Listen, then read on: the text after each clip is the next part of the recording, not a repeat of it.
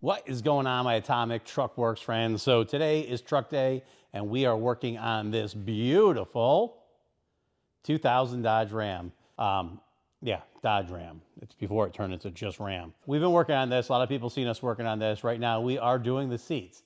So the customer does not want anything super special, something nice. It's hard for us not to do something super special. So we're trying to give them a really nice interior on this truck, finish it up and make it look nice. So we're gonna go upstairs and start pulling apart the seats and do a little bit of work and talk. Now what we're doing is gonna do the factory seats. So we're just gonna take these apart, repattern them, do the exact same pattern as the factory, except for we're gonna do it in this vintage distressed coal vinyl, which is one of my favorites because it actually, when it's inside an enclosed cab, it looks almost black. When the sun's beating on it, it has a grayness to it. But what's really cool about the vintage distressed is when you pull it, stretch it, or sew it at all the seams, you'll see like a distressed, almost like a bomber jacket look. Not too much where it looks really weathered, but enough that you could tell it's not just a regular vinyl. It has life to it. It's really cool. 99% of the people who look at it assume it's real leather.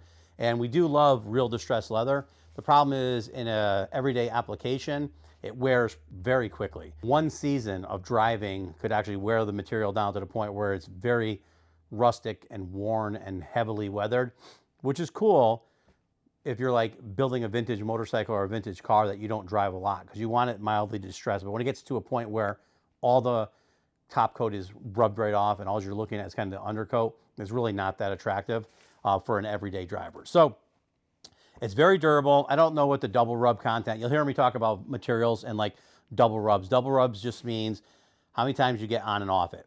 Double, right? You sit down, you sit up, that's a double.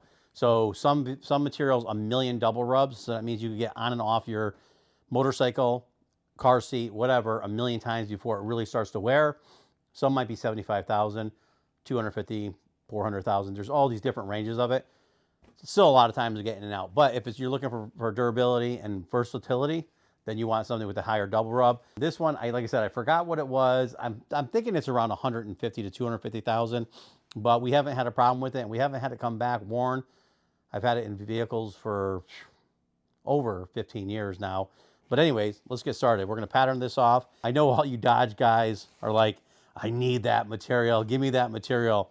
Some of these materials and fabrics are getting so hard to come by now. We try to stave them, but it's like getting really hard. And then when you see them in this good a condition, it's actually really nice. And we're gonna go and cut these things up to make a pattern out of them. Here's Mr. Sneaky, Sneaky. So as I'm taking this pattern apart, I'm gonna talk and work at the same time because I like to get stuff done. So if you're watching our videos, we actually have some stuff different now. I never really liked the affiliate marketing crap on people do, but it's actually kind of cool because what happens is we have a lot of people who will ask us, where did you get this? How did you get this? And that type of stuff. And a lot of times we don't really put it on there because we're not sponsored by anybody, but it kind of is nice to be able to have people go and you can just get what you want. So like a lot of times people ask us, where do you get these pens from for marking the material, right? So these are great. These are actually space pens. There's links in the description below on YouTube. We're going to try to do it on all of our links for our other social medias, the Facebooks and the TikToks and all that, so you could go to it and purchase it. And yes, if you buy it, we're going to pay us a commission, like a sales commission, which is kind of what we do. We're showing you what to do so you could do this stuff at home or learn how to do it. And we're showing you where to buy this stuff, and we're doing it for free, but we still need to make money because if you want us to stay here, we got to keep doing what we're doing and make a living at it. But these actually, I'll just use these as an example, are great. And this is one of the most common things that people ask me about when we're doing upholstery work is, where do you get it? How did you draw that? So we used to always use chalk, right? And you'll hear me in a lot of our videos talk about how chalk, when you pattern something, which we're about to do, you could put your chalk like that, right? That's like a 1/4 inch line. So then a lot of times you'll sharpen your chalk is what we always do. So we'll get our chalk to a really sharp point, and then you have a nice little line, right? And then you could have the space pen already done, consistently same line every time, And for vinyls, it works good. Obviously, for fabrics, it does not work good. I still use chalk a lot. I'm kind of old school. I like that. I don't use Taylor's chalk because it's a pain in the ass to get off of anything. But this regular sidewalk chalk does work good. You just have to be careful because when you pick these patterns up, it'll wear off. So you got to pay attention and be careful and tell your crew, whoever you're working with, to always be careful. If you see something, it'll be a link in the description. We're going to have on our YouTube channels a generalized link with a lot of the products that we frequently use. So you could go there and click on it and purchase some, purchase the same things that we purchase. And unfortunately, yes, it's Amazon. A lot of it's going to be Amazon. If we have an opportunity of doing affiliate marketing direct for companies that we really like, we would like to do that because we would like to support local companies. But let's face it, everybody uses Amazon. Amazon is quick, it's easy. You know, it's the big company, but they do it well. You know, the hard part is a lot of times we're ordering from private companies. They don't show up. You don't get things. The Amazon tracking is quick.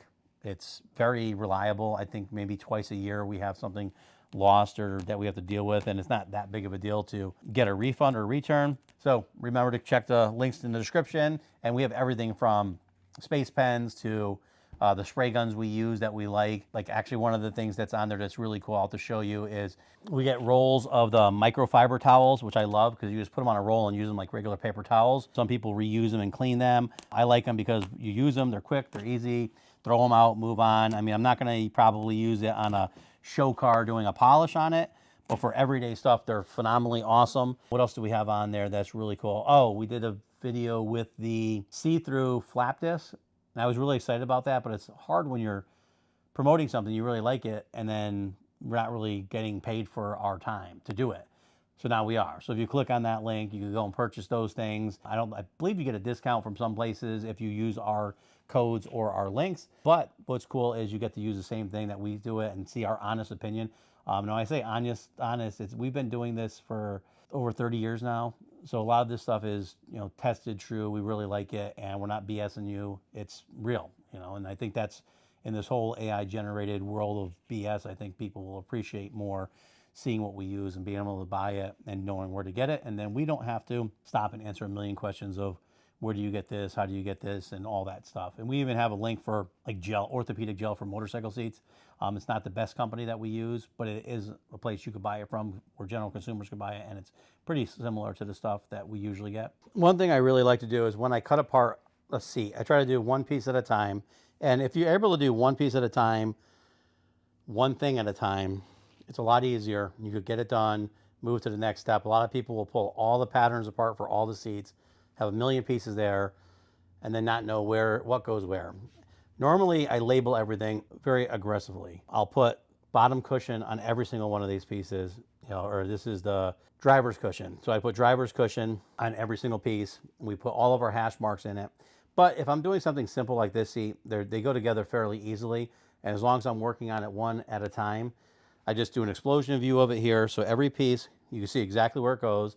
Now we could pattern it. We'll bring our patterns over here, set them on it. Nothing gets confused. And then we could put our sew foam on the back, trim it, put it back over here. Then one by one, we can just grab it, sew the pieces together in the order that they need to be sewn, and everything goes smoothly. It seems like an easy thing. I've said this a million times to people I've worked with for over the years. And what always ends up happening is people cut things apart. They don't label it. It's always these little things.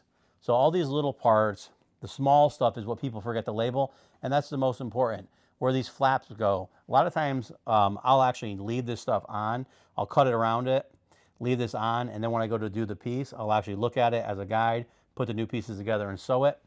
We also label things normally where we'd put fold and sew, and that's what we call it, where you fold it and you sew a top stitch on it. This one here, we're gonna put like an edging or a binding on it, which goes around the actual edge of the cushion. And then you'll get a lot of stuff like clips. And clips, believe it or not, can be very confusing.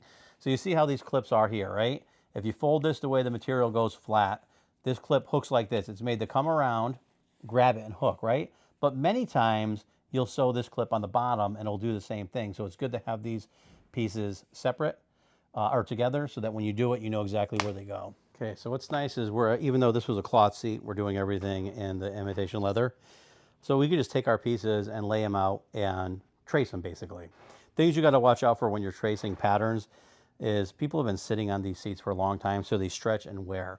I always tell people to have your foam with you when you pattern because you got to put your pieces on it and make sure that the material wasn't stretched. If you look at the foam, it'll tell you where it would be unless it was damaged.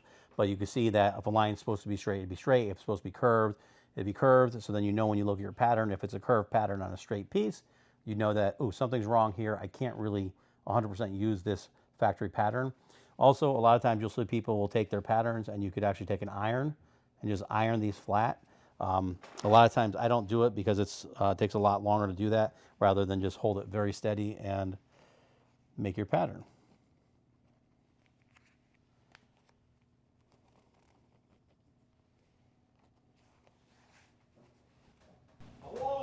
Uh-oh. Here's trouble now. Watch this.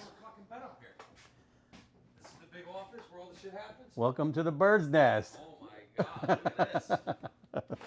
Sorry about that. That was actually the owner of the truck, the Dodge Ram 2500 that we're building. And he just stopped by and got to see us working on this truck, which is cool. If you like these videos, we're not a production company, so it's very difficult for us to build an entire vehicle in one scene.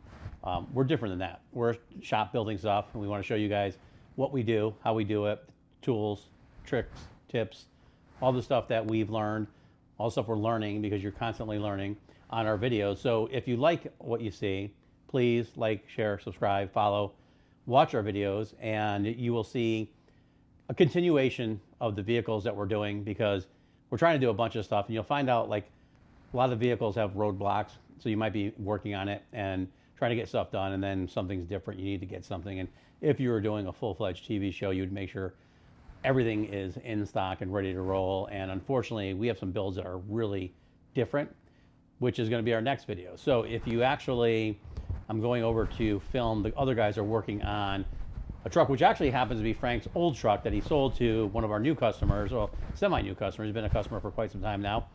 So they're working on the F550, and they're converting, it's a dump truck that they're converting to a roll-off bed. We're not doing that part of it. Everything else, it seems like, because everything keeps growing, but the guys, like Lewis had already done a dash swap on it, which I keep saying swap, and it was a 2000 F550 to an 08 dash, and now we're doing power window conversions and a lot of stuff. So we're gonna go over there, do a video on that, and if you like it, watch that video too, and then keep watching and you'll see all these things done. Thanks.